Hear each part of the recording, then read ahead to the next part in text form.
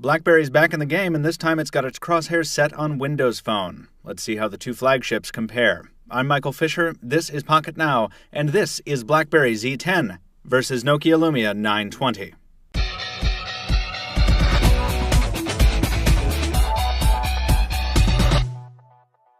We've already compared the new BlackBerry 10 platform to Windows Phone 8 in an earlier video, and we have much more BlackBerry content at PocketNow.com, so follow us in the links in the description below so you don't miss any more.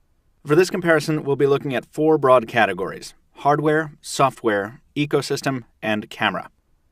Diving right into the hardware, the differences are significant between these flagships. BlackBerry was going for thin and light with its Z10, and Nokia was definitely not. The Lumia 920 is larger in almost every dimension. Most notably, it's 10.7 millimeters thick to the Z10's 9 millimeters.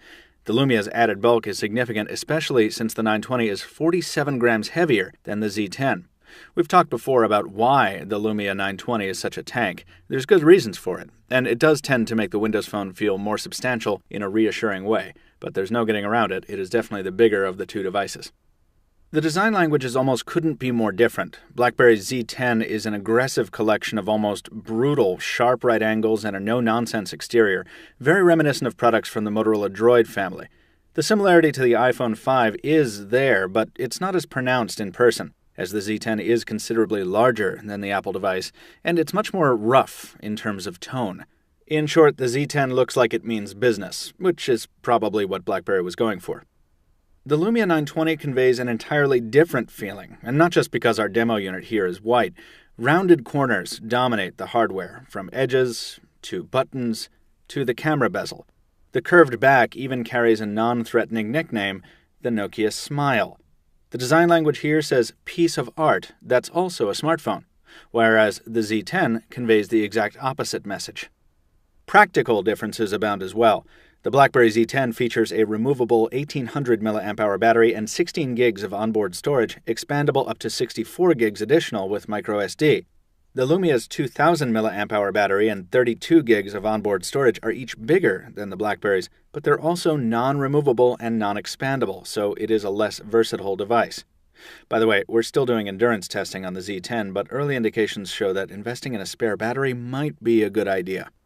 As far as the heartbeat is concerned, both phones are running on a 1.5 GHz dual-core processor, but the BlackBerry packs 2 gigs of RAM to the Lumia's single gig.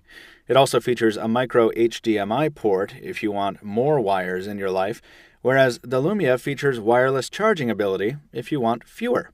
Finally, the display on the Windows Phone is a 4.5-inch panel to the BlackBerry's 4.2 inches.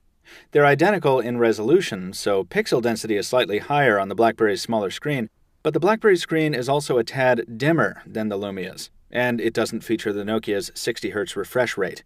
Otherwise, the screens deliver similar performance both indoors and out, but the BlackBerry doesn't feature Gorilla Glass protection, so watch out for drops.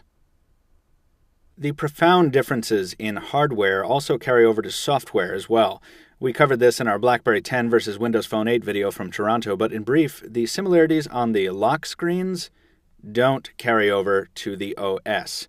BlackBerry 10 is a highly gesture-based OS, with swipes in and out, hidden side and top panes, and even a gesture-based unlock from the home screen. Most significant is the messaging experience, probably the best feature of BlackBerry 10, featuring an integrated list of all notifications from almost every app on the device, along with peek functionality that allows you to check what kind of messages are waiting for you without leaving the app that you're currently in. And of course, there's the spark of the iconic flashing red BlackBerry light. Windows Phone navigation is similar with the familiar scrolling and swiping, but there's very little gesture-based input. That means the OS is simpler to use, with a less burdensome learning curve, and visually the modern UI design language is much cleaner than BlackBerry's offering. Windows Phone's lack of a unified notification center will annoy you if you want an aggregated list of what's new, but if you prefer a glanceable look at alerts without having to jump into a hub, Windows Phone's live tiles do that better. It all depends on your own workflow and style.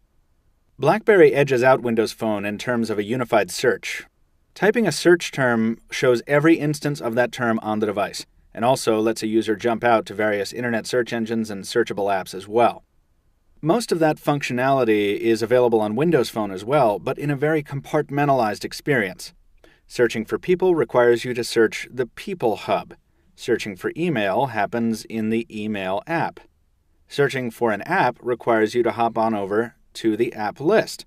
Pressing the Spyglass key lets you search online, etc. Again, it's just a different way of doing things. Which one you prefer is up to you. Personal preference will also dictate what keyboard you prefer.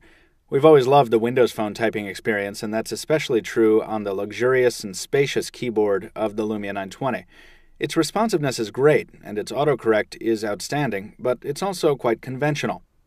BlackBerry, by contrast, opts to save you time with a different approach, an aggressive predictive text scheme that floats words up under your fingers as you type, right under your fingertips. It takes a lot of getting used to, and it's practically useless in high-speed two-handed typing, but if you're pecking out a text with one hand, it's pretty handy, and it's quite responsive in its own right. Speaking of responsiveness, it's always good to have a quick look at browser performance. While these devices are almost on even footing in terms of raw responsiveness, scrolling and resolve is pretty fluid on each, the BlackBerry offers additional support in terms of Flash. On heavy pages, though, like the Pocket Now front page, it does stumble a bit more than the Windows Phone browser, and it needs to load for a bit longer.